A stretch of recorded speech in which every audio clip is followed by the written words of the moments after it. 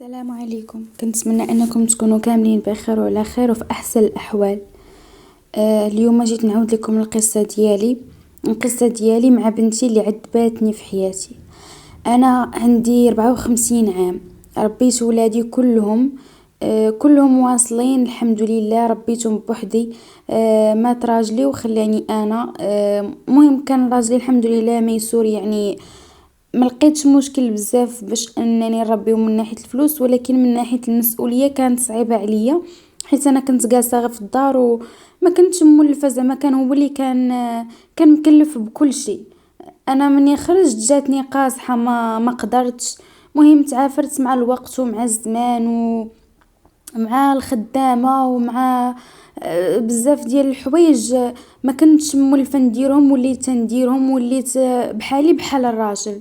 والمشكله انا واخا تخدمي على برا بحالك بحال الراجل، خاصك تدخلي وتخدمي مراه عاوتاني في الدار. كانوا عندي جوج ديال الوليدات وبنت. البنت هي الكبيره فيهم. بنتي ولات محاميه الحمد لله. خوها اللي من وراها مهندس. والدري الصغير قاع تيقرا في الجامعه. المهم كانوا كلهم مزيان، صارت ليهم على التربيه ديالهم، حاولت انني نطلعهم مزيانين، لا من ناحيه الاخلاق لا التربيه لا كل شيء.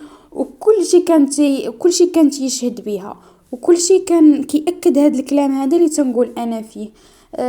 حبستهم على بزاف ديال الحوايج واخا كنت صارمه معاهم، ولكن الحمد لله كانت التربيه ديالهم صالحه الحمد لله.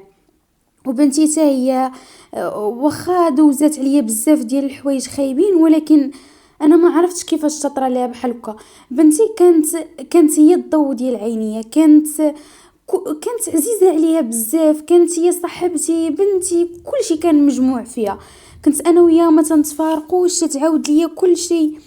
عزيزه عليها، كانت تتبر بيا واحد البر سبحان الله مبدل الاحوال وصافي.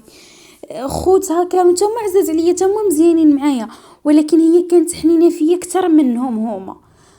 المهم كانوا تيجيوها بزاف ديال الناس تيخطبوا فيها، وهي ما كانتش تتبغي، ما تتوافق. جاو خطبوا فيها اطباء، جاو خطبوا فيها مهندسين، محامين، قودات، لدرجه انه جا خطب فيها بيلوت وما بغاتش. الحمد لله حنا كنا ميسورين الحال وداك الشيء، ولكن انا تنشوف فيها تنقولها راك وصلتي لواحد السن زعما ديال الزواج، والناس كاع اللي تيجيوك ناس مزيانين، زعما ماشي اللي ترفضوا، تيجيوها اخلاق وتعامل ومنصب وكل شيء يعني متوفر فيهم. تنقولها علاش ترفضيهم؟ تتقول لي لا انا بغيت شي واحد اللي نكون انا وياه ونتفاهموا قبل، ما بغاش نتزوج زواج تقليدي، باغا نتزوج زواج عن حب. بغيت شي واحد اللي بغي قلبي قبل من عقلي. المهم انا خليتها على راحتها، ما تنبغيش نبزز عليها. كان خدام عندنا واحد الولد تيسوق شيفور. هاد الولد هذا كانت عنده 20 عام، هو صغر من بنتي ب8 سنين. ما لا اخلاق لا زين لا تعامل لا شي حاجه، ولد بسيط لاقصى درجه.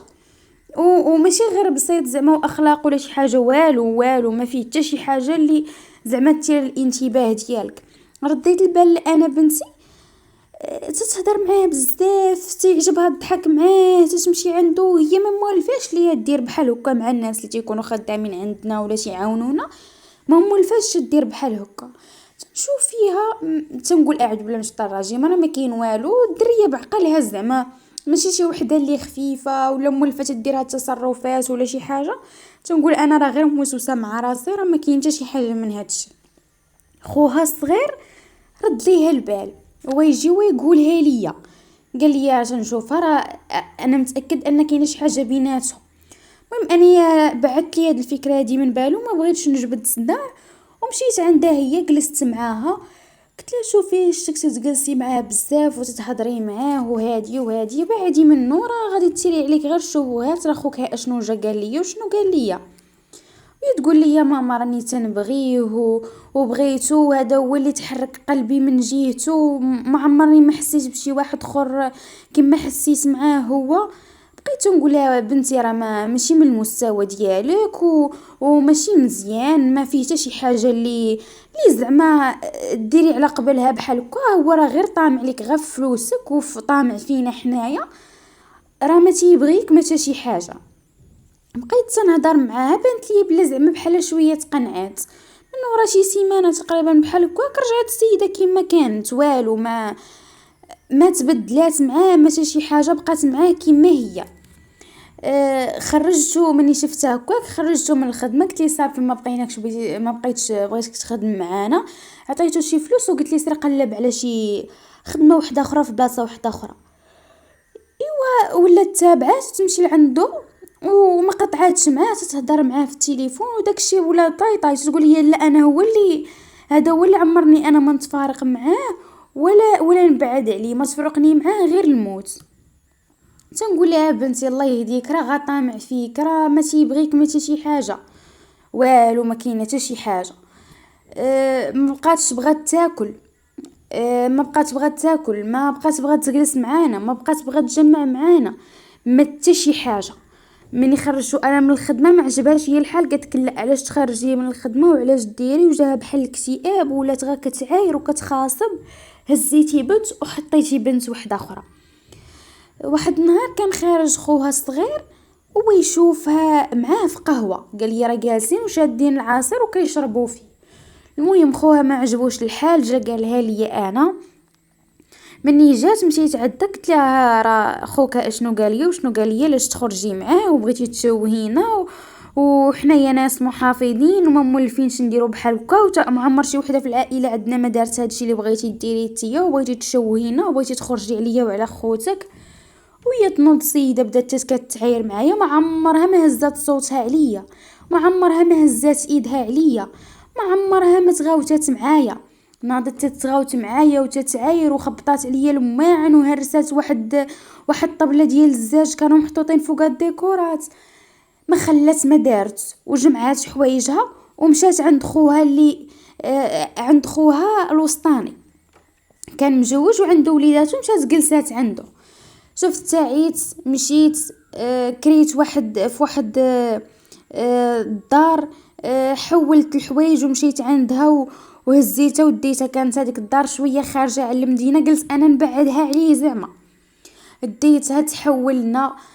بقيت نحاول انني نقول لها نسايهم وصافي، راه ماشي من سهمك ماشي من سهمنا وما مزيان شو اخلاقه خايبين، الله يجيب لك شي ولد الناس. ومهم بقيت نحاول انني نبرد عليها شويه وبغيتها تنسى، وتنقولها انا ماشي مشكل كاع داكشي اللي درتي فيا. حاولت انني جلست معاها بعقلي، ما عيرتها، ما قلت لها علاش درتي ديك الحاله ما والو. حاولت انني نجلس معاها بعقلها، نتناقش انا وياها بعقلنا. والو السيده ما بغاتش تبدل، ولا تقول لك انا غادي ننتحر، انا الا تفارقت معاه نموت. قلت لها شوفي هضري معاه بعدا. مني شتا ولات تقول ديك الهضره قلت لها هضري معاه بعدا وقول ليه يجي غير للدار يخطبك بعدا. قالت لي لا انا بغيت نطول معاه وتنعرفو مزيان عاده باش نوصلوا للخطبه. قلت لها تقولي لا هو ما تفرقك معاه على الموت، وهو اللي عمرك ما تبعدي منه، ودرك تقول لي بغيتي تتعرفيه مزيان على اللي باغي يعرف مزيان تيدير هاد الحاله اللي درتي نتيا. المهم قنعتها، عطاتني النمره. عيطت على والديه، عيطت عليه هو، هدرت معاه قلت لي جيب والديك، دوز لي والديك، هدرت مع والديه قلت لي شوفوا جيو للدار زعما عندنا ونديروا داكشي يكون رسمي حسن ما يبقاو الدراري بحال هكا. ايوا درت معاهم المره الاولى خواو بيا وما جاوش، درت معاهم المره الثانيه خواو بيا وما جاوش، درت معاهم المره الثالثه خواو بيا عاوتاني وما جاوش.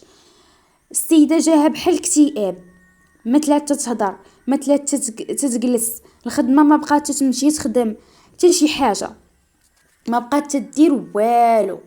المهم انا يا رجعت قلت غادي نبدا نمشي للخدمه، حيت ما نقدرش نبقى جالسه معاها في الدار. رجعت كنمشي للخدمه واخا بعيده عليا، حيت بقينا خارجين ما رجعناش لدارنا، بقينا كارين.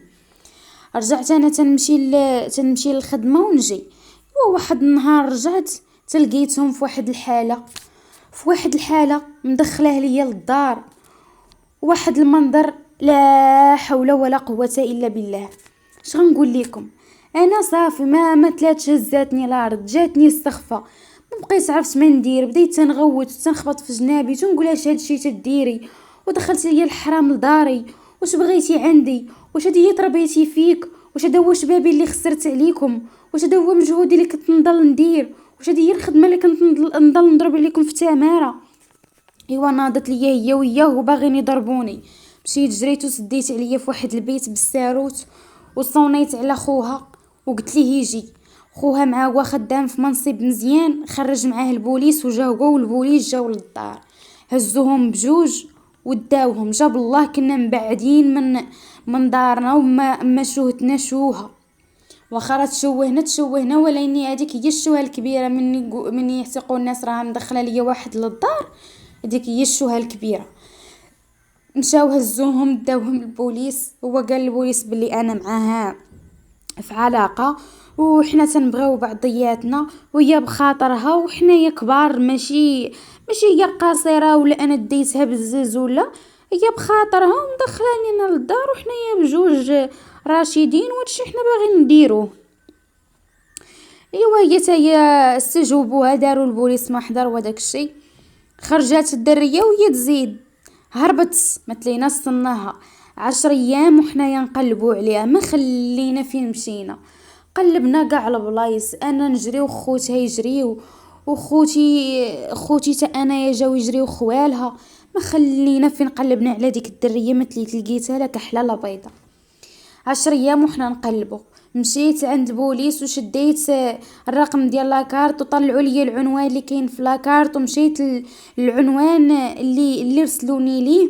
مني لحقت سولت قالوا لي راه 5 سنين هادي باش هو تحول من هنايا هو والديه، ودوك الناس راه ما مزيانينش وتفرقوا عليهم وراه مسخين واخلاقهم خايبين، بسعوا من هادوك الناس راه ما مزيانينش. مشينا تاني بقينا نقلبوا. صونا عليا خوه جاوبته قال لي شوفي جدي علينا كلبتك من هنايا، جدي علينا هاد الفاعله تاركه يا المسخين يا هادي. اش غنقول لكم؟ شي هضره ما تقدروش تسمعوها. ما قال لي. عيطت على خوها اللي خدام مزيان.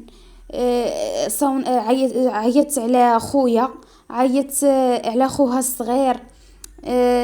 مشيت عيطت على المحامي ديالي وهزينا ومشينا للبلاصه اللي قال لينا. مني مشينا لحقنا عندهم ناضوا لينا وزادوا يتضاربوا معانا ويقيسوا فينا بالحجر وداروا لينا تهجمنا عليهم وتيغوتوا. وخرجات بنتي تتغوت عليا معاهم، تقول لي تفرقي عليا، طلبتك الشرع اش جايبك لعندنا، درتي لي المشاكل وتتعير. ايوا الناس تجمعوا علينا ودارت لينا واحد الشوهه وعيطوا على البوليس وجاو البوليس وتمينا غادين. وهي تبعني بنتي جايه تجري وتعير وتهز رجلها وتخبطني الكرشي وضربتني. بنت كرشي ضربتني. داونا البوليس داروا لينا محضر وتقدمنا الوكيل الملك. ومني وصلت وانا تنشوف ديك الحاله بنتي جايه داعياني وجايه تقابل معايا وداعيه خوتها، وتنشوف هذيك الحاله سخفت ما بقيتش قديت نوقف. جا واحد البوليسي وعطاني كاس ديال الماء وجاب لي كرسي باش يجلسني. قالت لي ما تجلسهاش، واش كاينه شي مجرمه تتجلس؟ واش كاينه شي متهمه تتجلس؟ ما تجلسهاش.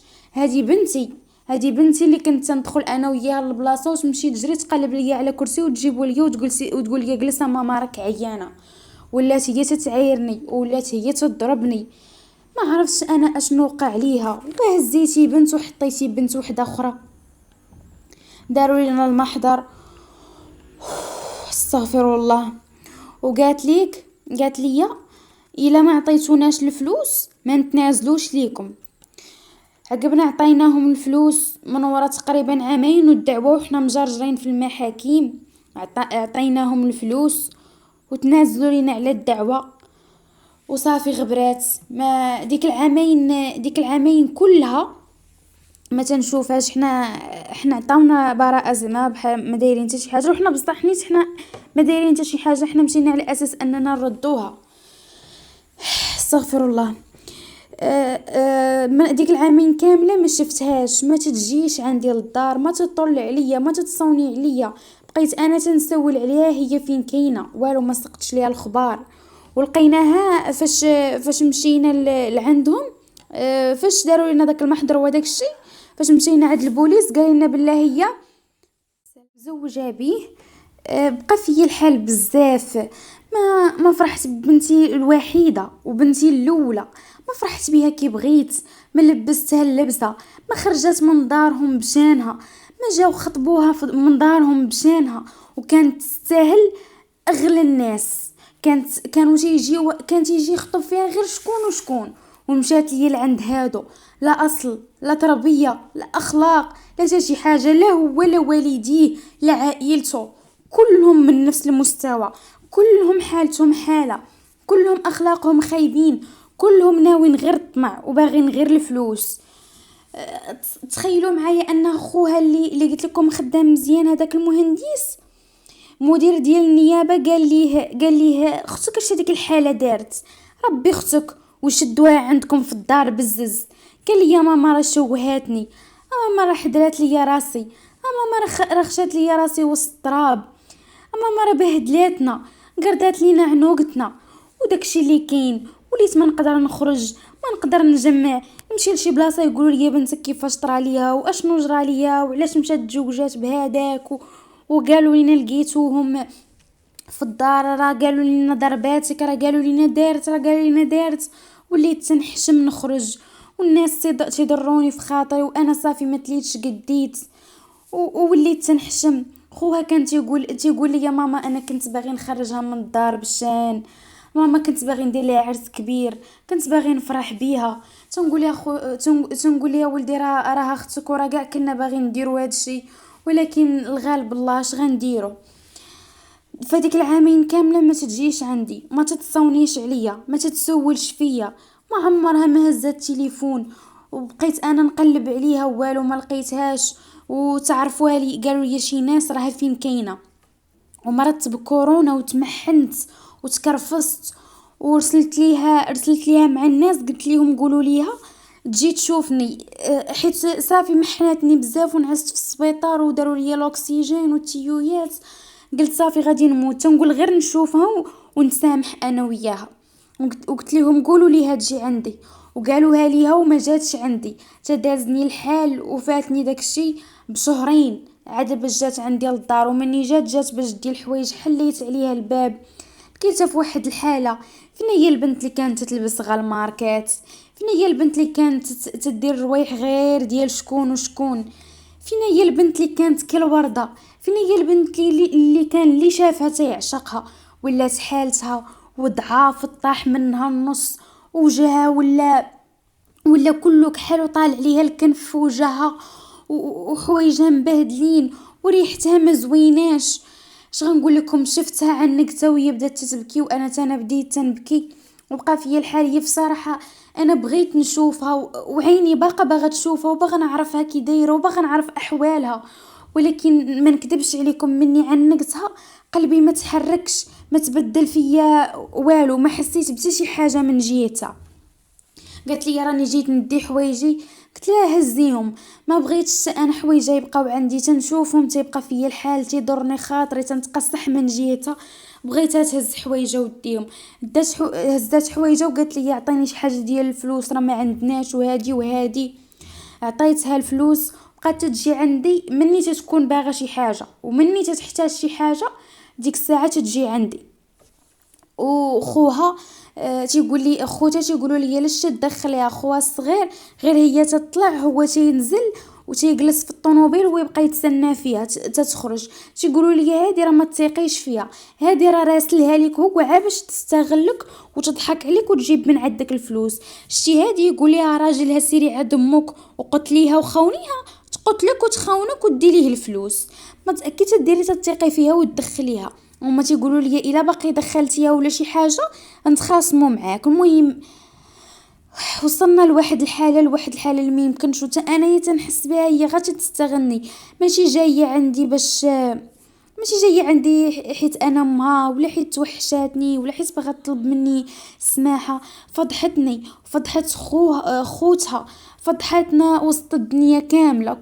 كلشي كيهضر فينا، كلشي جابت سيرتنا، كلشي ولا حتيتنا على كل لسان.